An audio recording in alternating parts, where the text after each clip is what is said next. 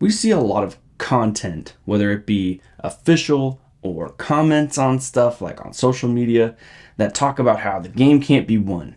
And it's irresponsible for us to say things like, you can be successful, and these are the ways that you can do it. And I've been trying to figure out, what is the motivation? Like, what is it that's causing people to refuse to see that it's possible to succeed, that there's ways to accomplish that? And I think that the major cause of that is that people were explained that the game is different than it actually is, that the world is different than what it is in reality. And I think that comes a lot from how we explain to people what paths through life should be.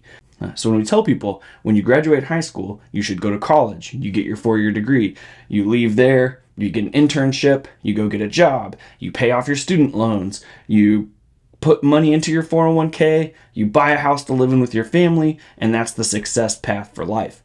And when that doesn't become true for a lot of people, it feels as if the game isn't possible to succeed, it's not possible to win, and so why even play in the first place? And then you see comments from people saying like, we can't buy a home, this generation is basically screwed, there's nothing that we can do to succeed, and what's even the point? What are we trying to do here? And I think the problem is that they were given the wrong playbook. The game is actually different than what they were explained.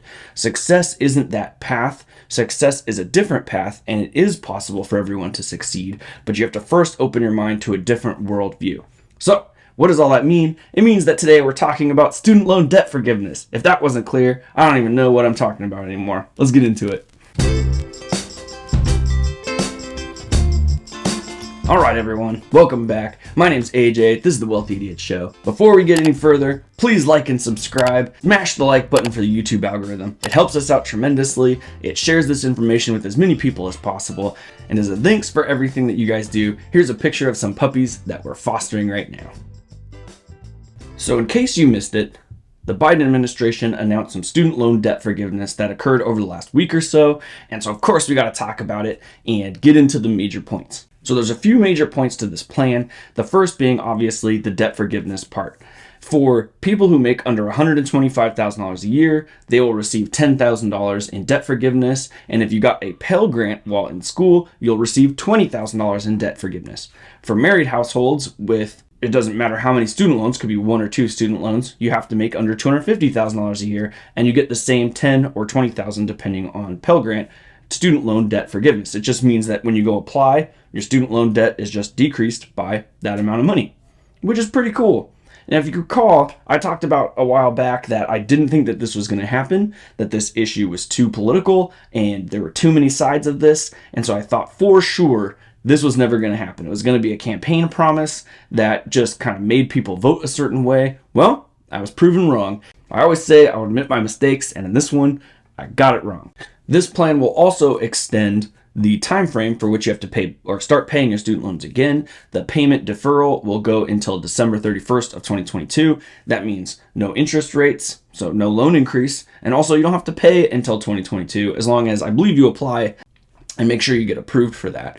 If I was in this position, and you got to know yourself, if I was in this position, I would get as much as I could forgiven, and then I would take I would not be paying my student loans right now, and I would take the difference. I would take whatever it was that would be going into my student loans, and I would be investing that like crazy. Right now, the markets are all on sale. Now's the time to invest, and you're not going to get gains from paying off your student loans like you would from investing, especially with the 0% interest rate. I know that's going to annoy Dave Ramsey, but I think that's the proper plan. If you're taking out the money from the student loans and you're not paying that back, and you're just kind of deferring that till later, and then you're using that money on your lifestyle, you're doing it wrong. So let's shift and let's get that money into investments. The next thing that they're doing is they're cutting the minimum basic payments to 5% of the borrower's income instead of 10% like it is now. The problem with this is that you're still going to gain interest at the same rate. So if you've heard people complain, I'm paying my student loans, I'm paying the minimum, but the balance keeps increasing, this is only going to make it a little bit worse. So you have to really think and consider what it is that you want to pay. 5% is the minimum, but if you're trying to get out of debt or you're trying to invest intently, those are decisions that you're going to have to make sure you're following the right path for yourself. So don't just pay the minimum and ignore it and assume that's all going to go away. Make good financial, intentional decisions about what your money is doing to get you ahead. And the last plank to this plan is a kind of vague statement about fixing the cost of schools and about how the Biden administration promises to look into that. I'm not exactly sure what that means. It could just be a promise that they're going to research. So a lot of times the government will make a promise about, X thing is too expensive, like this drug, and we're going to research about it and figure out what we're going to do. And what that means is they're going to throw a bunch of money at a bunch of people to go and find out why this thing is getting more expensive, and then they'll come back to the government, explain it to them so that they can make decisions around why that's the case. I don't think that any of us are terribly confused as to why school is more expensive. We're making it really cheap and easy for people to go to school, and we're giving them as much money as we possibly can in a stage of their life where they really don't understand what they're signing. And then when they go to school, the schools are obviously going to increase their rates to match demand. So if you have space for 4,000 students at your school and you have a ton of people trying to get into the school, you could keep raising the prices until you get to the same, the demand is just around the same as the actual people, or as the actual supply, as the amount of space that you have. And because of that cheap and easy free money that's being handed out, that's what's causing this price inflation. And then schools are just kind of throwing it around. Like when I went to school, we were building new cafeterias, new gym facilities for our sports stuff. And in the meantime, we didn't have enough expo markers for the teachers to be able to do their lessons. So that, I can tell you right now, I don't have to charge any money to do any research to tell you that's what's going on. So those are the major points for the Biden administration student loan forgiveness. Like I said, I would take it. I would defer my payments, and I would invest intensely the amount of money that would have been going towards my payments. I think that's the best strategy to go. If one of those things isn't possible for you, if you're not capable of taking that money and investing, you know yourself, maybe you should pay those loans down as fast as possible, but that's on you. I'm just telling you what I would do. What was I talking about when I entered the show? Talking about the worldview being wrong and people being taught the wrong path. So a while back, I explained that it's actually possible to make the same amount of money, if not more money, without going to college, without collecting student loans for an engineering path like coding. Instead of getting a bunch of student loans and going to college and getting into debt and following that path, you can make the same or more money by going to a coding boot camp for just 1 year. A job demand is increasing for these candidates. They're getting into the industry at a lower salary, but by the time they hit that 3-year marker on their career, their salary is the same, or if not more, than college graduates at the same age. Which means that there's now more plans to get into industry, to make money, than the path of going to college and then getting into debt, going to college and finding that career, that job that you hoped for. So where did this worldview come from that the college path is the only path to go? Well, not too long ago, that path was actually true. Our grandparents, probably some of our parents, that was the path to success, and because of that, they drove us in our generation, I would say millennials and under, to follow this exact same path.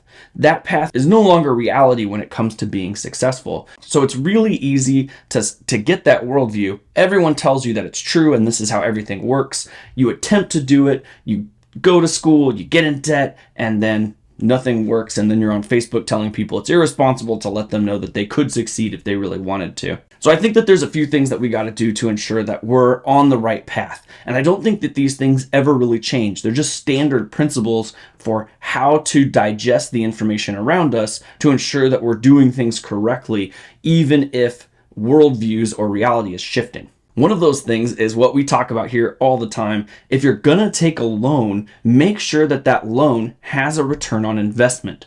Now, this is difficult for 18-year-olds, which means that this has to be something that the parents are teaching their kids when making these decisions and not encouraging them to go into debt.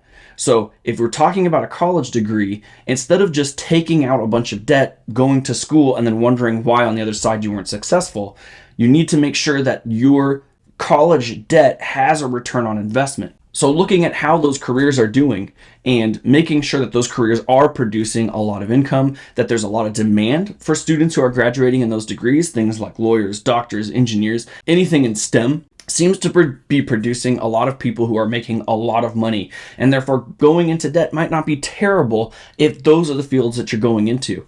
Those fields are drastically dragging up the numbers. So when school advertised, like, our graduates are making on average $20K more a year than non-college graduates, what's happening is these engineering fields, these highly specialized fields like doctors, lawyers, engineers, are dragging up those averages significantly, while the other fields are dragging those averages down. So making sure that you're actually getting a return on investment for your debt is extremely important in any situation, not just school. The second thing we have to consider around any kind of debt is that we have to be intentional. Just paying the minimum payments could get us into trouble. We have to be intentional about what it is that we're doing with our money. If you're paying minimum payments and investing the difference, that might be the plan and the way to go. But if you're not, if you're inflating your lifestyle, paying minimum payments, and then watching your student loans just increase over time to feeling like there's no way you could possibly get out, then you're putting yourself into a situation where there is no way of becoming successful. There's no way that you could possibly ever pay those off.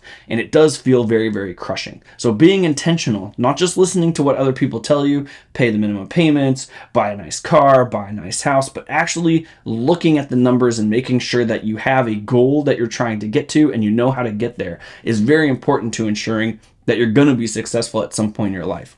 This next point is universally true for everybody at all times. Cash is losing value consistently. Your degree may not be as valuable as you think it might be. So we have to make sure that we're investing at all times. The younger you invest, the more impactful it is over the course of your life.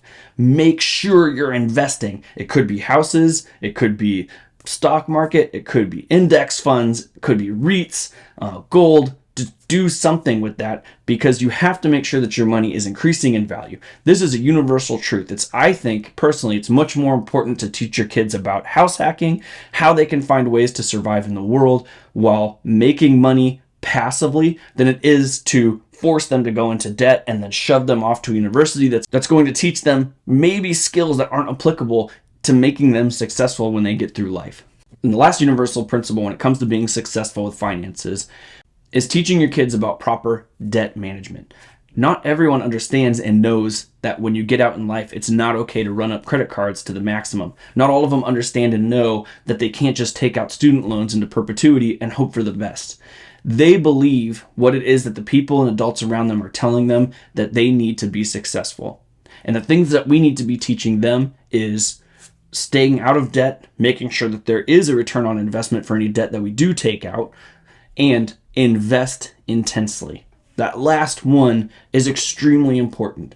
If you pay off the debt, instead of taking that free money and inflating your lifestyle, we should be investing that. And we should be teaching kids that especially are just starting out that they should be investing that. That's going to be the difference between them being in their late 30s, working at a fast food joint, complaining that the system is broken, and being in their late 30s, understanding that the system is just different than what other people are taught, and that they can be successful because they've taken the right steps to get that direction. So not too long from now, I have an interview coming out with a young man who I would place money on is probably wealthier than you, who didn't graduate college, who is making extremely smart decisions, and he's failed and then figured out and learned his lessons from failing and has become successful in what he does.